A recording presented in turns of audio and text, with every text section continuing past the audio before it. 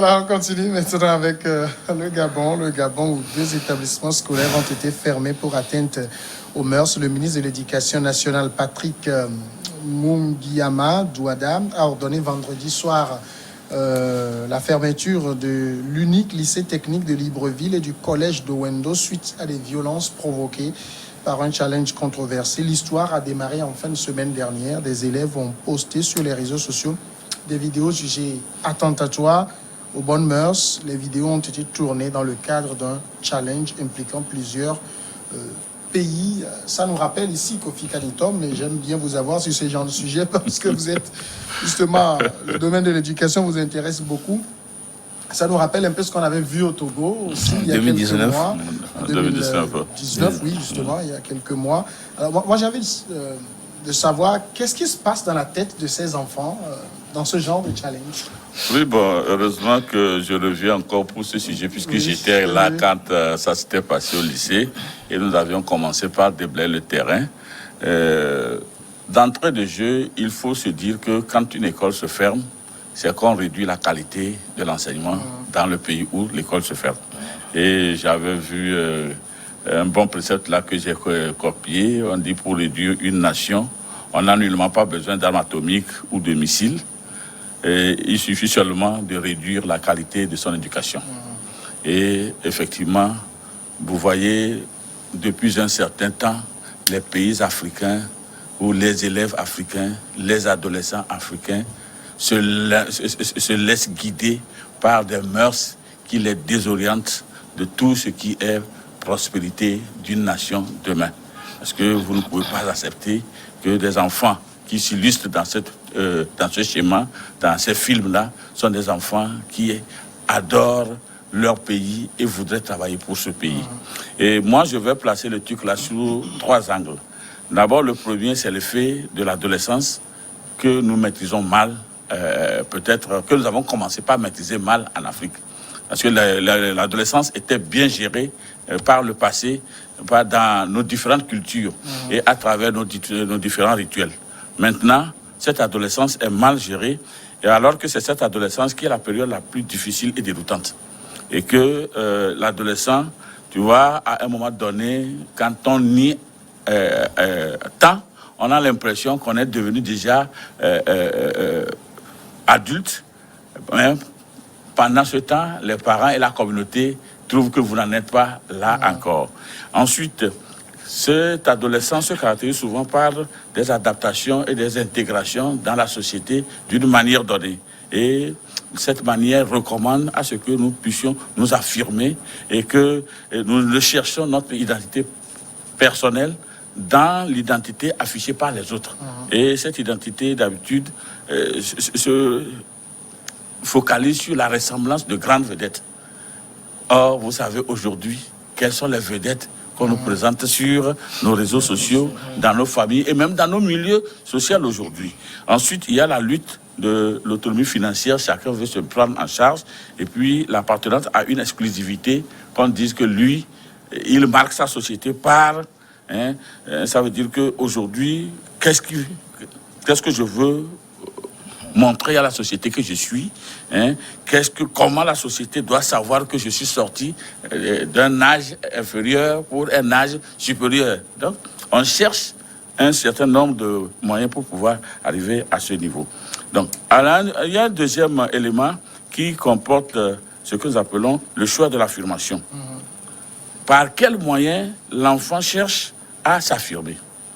Il y a aussi ce que nous appelons le feu de marquer le temps. Qui n'a pas, à un moment donné de sa vie, cherché à marquer son temps. C'est à ce moment que vous voyez des gens qui choisissent un peu leur parade, leurs vêtements, leur manière de parler, de paraître dans la société. Et pendant ce temps, on se dit qu'on doit vite faire pour que ce temps va passer vite. Et on choisit. Maintenant, il y a un troisième élément, c'est le besoin, le fait du besoin. Donc, comment cela se fait? C'est un désir de faire quelque chose. Pendant ce temps-là, on a besoin de faire quelque chose. Qu'est-ce qu'on doit faire? Quelque chose de différent. Quelque chose qui prouve qu'on n'est plus enfant. quelque chose qui prouve que là où on est maintenant, on est devenu majeur, on peut se prendre à choses là, on peut donner des ordres, on a les droits, on a le tout permis, on peut même refuser de suivre certaines choses. Maintenant, tout ça là se fait avec des enfants qui aujourd'hui ne sont plus fortement socialisés dans les familles. Vous voyez en Afrique aujourd'hui, comparé à d'autres pays d'Europe, le parent ou les parents sont quasiment absents à la maison. Donc l'enfant, son identité personnelle est l'identité qu'il va rechercher dans la rue.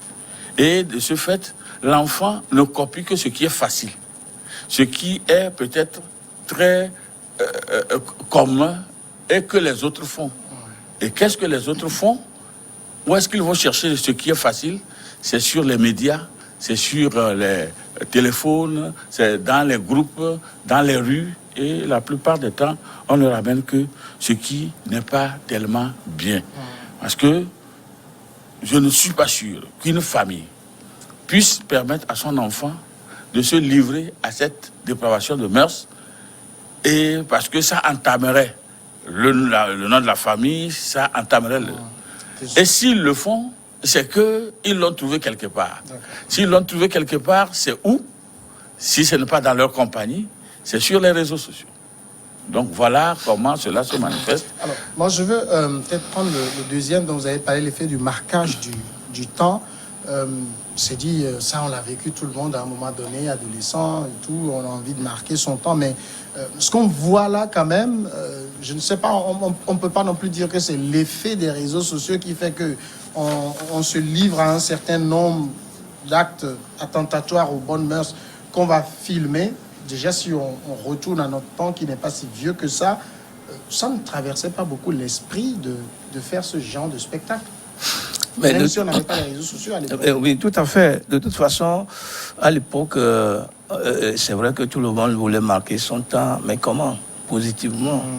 Qu'est-ce que je peux faire peut-être à l'école pour que je sois appelé le savant de l'école? Oui. Qu'est-ce que je peux faire à ce moment-là à l'école pour que les enseignants, chacun parmi eux, respecte de toute façon le travail que je fais? Mais aujourd'hui, c'est le pire contraire qu'on est en train de remarquer. Et c'est vrai que moi, je peux donner le premier tort aux parents, mais en même temps, nos enfants, parfois, quand ils sont à la maison, ils font l'agneau. Ils sont à la maison tranquilles. Vous n'allez même pas croire que votre enfant, dehors, une fois le pied mis dehors, qui va quand même faire tout ce qui se passe dans la rue là. Mais aujourd'hui, moi, le constat que j'ai fait, c'est que nos enfants se précipitent tellement à avoir de grandes choses. Ils ont de gros yeux. Les enfants se précipitent dans la vie de telle manière qu'ils tombent dans des dépravations, ça s'en rend compte. Ça veut dire qu'à la première décision, je vais faire ça. Ça s'arrête là-bas. Ils ne pensent pas au-delà de la décision qu'ils sont en train de prendre. Moi, je veux devenir riche. Par quels moyens? Quels que soient les moyens, moi, je veux devenir riche. Mais ils ne s'attendent pas du tout aux conséquences qui vont en découler. C'est-à-dire que je ne suis pas encore travaillé, je suis sur les bancs d'école, je ne fais rien, je n'ai aucune activité qui peut me procurer de l'argent, mais je veux devenir riche. Comment est-ce que je peux devenir riche dans ces conditions-là? Peut-être que celui avec qui je cause, peut-être lui, il a un moyen, il a des parents qui sont dans des pratiques bizarres. Alors, comme tu as envie, tu as de l'ambition, on te propose, tu tombes dedans. Ça rend compte que demain, tu auras des conséquences. C'est à première vue ce que moi je constate. La deuxième chose, c'est que aujourd'hui, tout le monde veut faire comme ce qu'on voit à la télé. Tout le monde veut faire comme ce qu'on voit sur les réseaux sociaux, sur YouTube, etc., etc. Sans véritablement se donner à l'esprit que ce que je fais là, ça ne peut pas me permettre d'évoluer dans la vie, dans ma vie. Et ce qui est encore bizarre, c'est que je me demande si nos enfants aujourd'hui pensent à leur avenir. C'est-à-dire que demain, je peux devenir ministre, demain, je peux devenir député, demain, je peux devenir directeur de société. Et tout ce que je dois faire en amont, sur les bancs d'école, doit être quand même contrôlé. Et si je ne le fais pas, le jour où je vais me positionner comme candidat à une élection législative, tout ça là va me rattraper. Nos enfants ne le savent pas. Même parfois, quand on leur donne des conseils à la maison, ces enfants se retournent contre les parents. Parce que peut-être que son ami, les parents de son ami dehors lui donnent à son ami beaucoup d'argent, lui permettent de faire n'importe quoi. Il y a des enfants qui sortent avec la voiture de leurs parents. Il y a des enfants qui vont voler l'argent de leurs parents et qui font de la java en ville, qui vont en boîte, qui vont même, comment appelle-t-on, faire la figuration à l'école, et qui embêtent des enseignants, alors que votre enfant à la maison ne connaissent pas, ne savent pas réellement ce que ces amis-là font avant d'avoir de l'argent. Ils topent dans le jeu et puis ils ramènent tout ça là à la maison. C'est tout ça là qui pose problème aujourd'hui. C'est tout ça là qui pose problème. C'est pour ça même que il nous revient fondamentalement à nous parents. C'est vrai, c'est trop difficile. Surtout que nous sommes... Tout à l'heure sur la responsabilité même des parents. Mais moi, ce que je voudrais savoir, c'est dans cette volonté de marquer son temps, de s'illustrer, pourquoi c'est par le sexe qu'ils pensent qu'ils peuvent mieux le faire? Justement, je voulais en venir. Vous voyez, il y a eu un temps où le pistolet était la chose qu'on voyait rarement. Et ce n'était que dans les films on voyait ça. Donc les films western. Il y a une génération qui n'a vécu que par ça. Qu'on vous empêche d'aller au cinéma, c'est un problème. Il y a eu entre-temps le football. Dire que vous n'allez pas jouer, puisque c'est le football qui est communément connu en Afrique, dire que vous n'allez pas jouer était un affront. Tout le monde devait aller là-bas. Après, la danse est venue. Vous voyez des gens qui formaient des équipes pour aller faire la danse. La chorégraphie. Tout cela a commencé par gagner son temps et à se dissiper. Nous sommes arrivés à un moment où c'est l'identité sexuelle qui apparaît. Et nous avons dit que chacun veut marquer son temps et son existence. Donc, comment on marque son temps? C'est à partir de l'image identitaire personnelle face à l'autre, renvoyé vers l'autre, et ce sentiment maintenant d'exister dans le regard de l'autre. Et comment il faut exister dans le regard de l'autre? C'est de se mettre... Ça impose une certaine façon de se sacrifier, de prendre le risque et d'obtenir la confirmation de ce regard-là, validant dans, de sa propre valeur. Imaginez qu'à ce jour-ci, vous puissiez vous mettre dans des trucs de cow-boy et sortir. Vous n'allez intéresser aucun de votre génération. Bon, imaginez que vous mettez aujourd'hui à mettre du rock and roll, à danser comme ça se dansait à l'époque. Mais vos collègues vont vous trouver bizarre. Allez jusqu'à faire un peu la valse, un tout petit peu, on vous trouve. Mais allez gesticuler, déambuler vos hanches, votre poitrine, mais vous serez applaudi. Et celui-là qui est accepté le plus dans cette société aujourd'hui de cette jeunesse, c'est celui-là qui peut déambuler bien les fesses. Et malheur à vous si vous avez des fesses plates. Et comme j'avais lu un peu d'Amadou Kouma, déhanchant sa fesse maigre et tranchante comme une lame de sabre, si vous avez des fesses comme ça, c'est pas sûr que les gens puissent vous accepter. Donc, les enfants sont même prêts aujourd'hui à aller acheter des produits pour se faire pousser ces fesses-là. Et les rythmes que nous jouons aujourd'hui prêtent choses flanc à tout cela. Et quand vous allez vous mettre aujourd'hui à danser votre rock and roll ou bien votre pacheco, vous êtes démodé. Est-ce que vous voyez? Donc, c'est cette identité sexuelle aujourd'hui qui s'affirme. Et encore plus, c'est ceux-là qui n'ont pas les moyens d'aller vivre ce truc-là sur les réseaux sociaux qui veulent exceller. Et ils veulent exceller comment? En mettant ça en pratique pour montrer aux yeux des autres que nous aussi, nous avons les capacités, nous avons les moyens de pouvoir.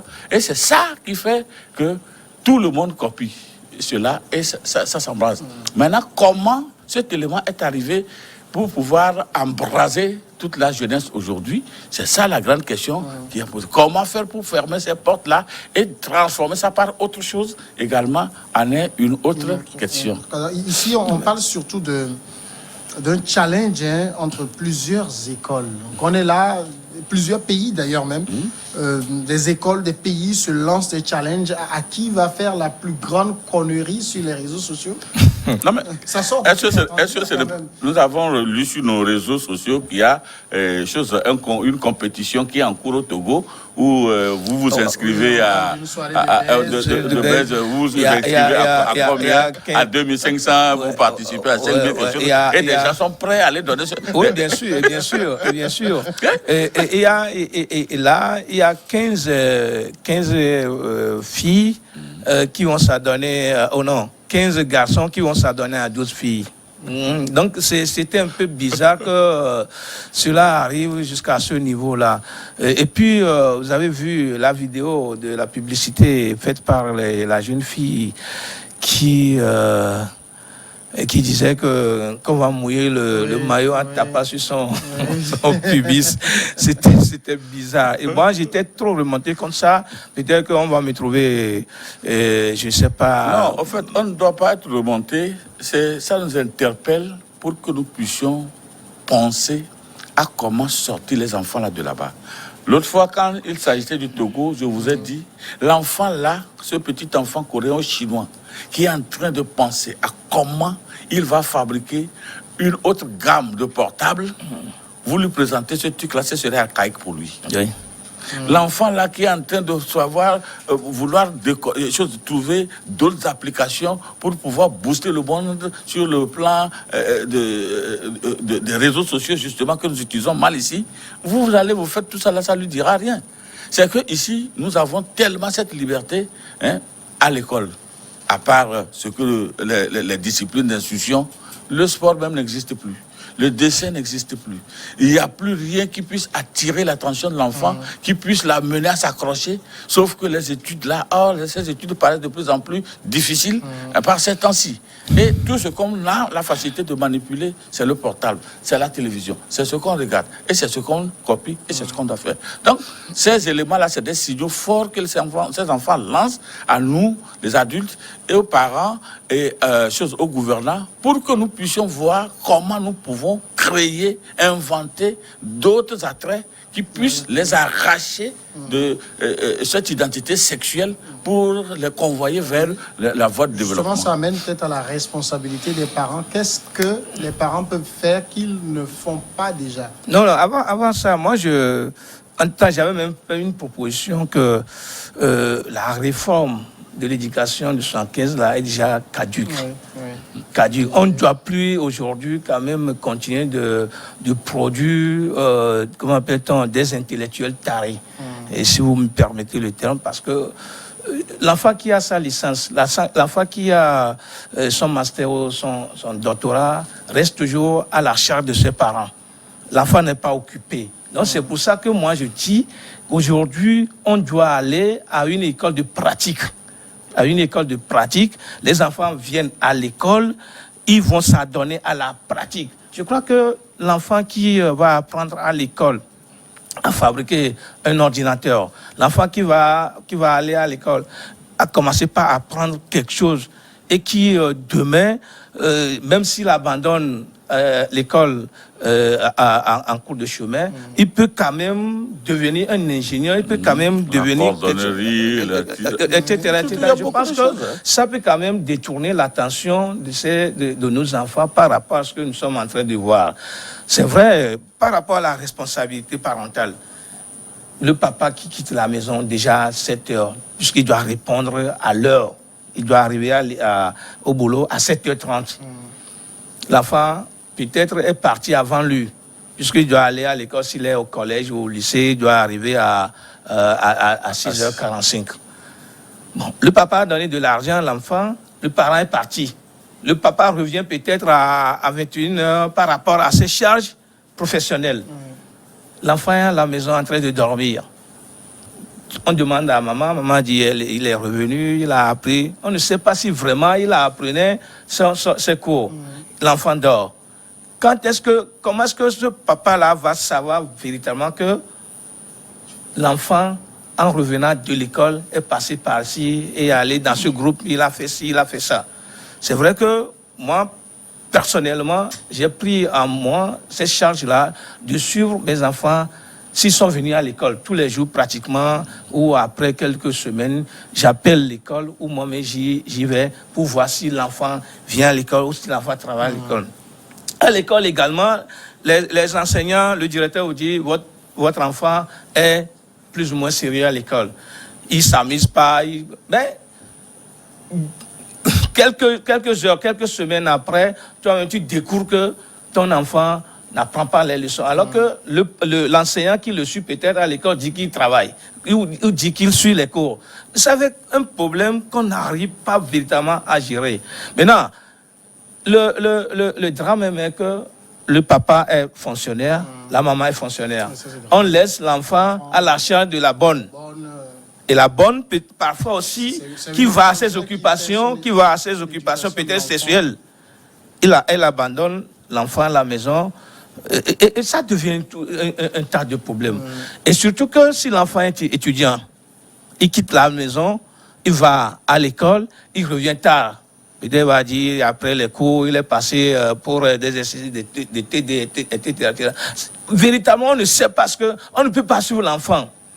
On ne peut pas véritablement suivre l'enfant bout à bout pour savoir s'il déraille, s'il ne fait pas. C'est après que vous découvrez des choses que vous n'allez même pas croire que votre enfant est en train de faire ça. Et donc, la responsabilité, vraiment, je ne sais pas comment on va... Mais moi, je me dis, je le répète, si le gouvernement, il faut qu'il repense véritablement l'éducation, qu'on sorte de l'école de l'école littéraire pour aller à l'école pratique. Ça peut nous aider à sortir de cette histoire. On n'occupe pas assez les enfants. Oui, l'école peut occuper assez les enfants, mais toute éducation commence par la maison. C'est pourquoi quand le co-panéliste parlait, je notais certaines choses. Vous voyez, les enfants, il faut les côtoyer, vivre avec eux, évoluer avec eux pour connaître ce qu'ils sont. J'étais en train de me dire ici que l'image de Jésus et ses apôtres est un bon exemple de comment connaître ses disciples. Tout à fait. Et c'est parce qu'il partageait le plat avec eux qu'il a su en qui il peut placer confiance et qui peut le trahir. Combien de fois, vous voyez, dans la métropole, il y a un temps où toute la famille se retrouve ensemble. Oui. C'est le temps du déjeuner. À table, tout le monde est là. C'est le moment également de partager les différents moments passés dans la journée, les difficultés, et pouvoir même proposer des solutions. Malheureusement, nous... Vous savez parler de la métropole ici, nous sommes en Afrique. Non, mais en fait, il faut toujours copier ce qui est bien. Je vous disais qu'en 24 heures, si on posait la question, on faisait une étude au Togo pour voir combien de parents accordent ne serait-ce qu'une heure de temps dans 24 heures à leurs enfants par jour. Je suis certain que difficile. Ça va être difficile. Et quand vous n'accordez pas une heure de temps à votre enfant à la maison, pour pouvoir savoir de ses besoins et lui proposer des besoins adaptés à votre origine, parce que chaque origine a sa solution. Hier, c'était encore bien parce que vous êtes gardés dans des couvents ou bien vous subissez des rituels et ces rituels avaient des interdits, des permis. Aujourd'hui, nous avons cassé ces rituels et ces permis parce que nous sommes dans une civilisation, dans une chose là, et chacun est libre de faire ce qu'il peut faire. La deuxième chose, c'est ce que je viens de citer tantôt, nous n'avons pas les moyens d'accorder seulement une heure de temps par jour à nos enfants. Alors que toute leur éducation repose sur notre épaule. Ils doivent copier ce que nous sommes, nous devons être leur modèle. Nous devons être ceux-là qui les conduisent de perspective en perspective à escamoter un certain nombre de problèmes de problèmes de vie qui se posent à eux. Comme ça, nous les ramenons à l'école. L'école, elle, a un rôle, c'est d'amener l'enfant à pouvoir savoir, acquérir des savoirs, des savoir-faire, des savoir-être. Mais ce n'est pas tout. C'est un programme que lui déroule. Oui. Il ne peut pas sortir son programme pour aller faire ce que la famille devait faire. C'est pourquoi l'école-famille était quelque chose de très, très précieux. La troisième chose, c'est qu'aujourd'hui, l'école et la famille qui devaient cohabiter, il y a un grand clivage. Chacun se prend de son côté. l'enseignant ignore ce qui se passe à la maison ignore ce qui se passe à l'école. Et des fois même, ça rentre en conflit. On défend l'enfant de ne pas ramener ce que l'école lui enseigne à la maison, et vice-versa, l'école ne veut pas qu'on ramène ce que ça prend à la maison. Donc, l'éducation parentale est en vous. Ça fait que l'enfant, tiré par deux forces contradictoires, prend une trajectoire, une tangente. Et la tangente, c'est la rue, c'est les médias, c'est les réseaux sociaux. D'accord. Alors moi, je voulais, puisqu'on parle du Gabon ici aussi, c'est vrai qu'on a dit que le ministre de l'Éducation nationale, très choqué, a décidé de fermer les deux écoles où le concours s'est passé. Mais ce qui m'a fait rire quand je préparais l'émission, c'est de me rendre compte que est-ce que finalement les autorités gabonaises ne sont pas très hypocrites dans la mesure où vous êtes dans un pays où on a osé rendre quasiment légal l'homosexualité, le délit d'homosexualité, c'est dépénalisé. Donc, bravo, soyez homosexuels, faites ce que vous voulez. Et qu'est-ce qu'on reproche à ces enfants? Ils ne font pas pire que ce qu'on a légalisé. Non, mais c'est vrai que la société aujourd'hui désoriente nos enfants. Il faut le reconnaître. Et si les autorités gabonaises dépénalisent l'homosexualité et s'attaquent à leurs enfants, je ne sais pas quel adjectif je vais leur employer, mais c'est un peu ridicule. C'est un peu ridicule dans le sens que l'enfant copie ce que le grand fait. L'enfant copie tout ce qu'il voit. En tout cas, je crois que aujourd'hui, l'enfant, tout ce qui passe sur les réseaux sociaux, tout ce qui passe à la télé, l'enfant voudrait s'adapter à ça. L'enfant pense que c'est la mode, c'est la meilleure vie aujourd'hui, c'est la vie actuelle. Quand tu ne fais pas ça, on va te classer peut-être dans les hommes archaïques. Et donc, l'enfant veut à tout prix rester dans la modernisation, dans ce qu'on appelle aujourd'hui la civilisation, le savoir. Bon, maintenant, je ne sais pas pourquoi est-ce que les autorités gabonaises ont voulu à tout prix s'attaquer à ces enfants-là. Maintenant, ce qui me fait un peu réfléchir dans ça, dans les mêmes établissements, il y a des enfants innocents. Il y a des enfants qui ne sont pas... Qui n'ont pas participé, qui sont sérieux à la maison comme à l'école, mais eux tous vont subir les conséquences, puisque l'école est fermée.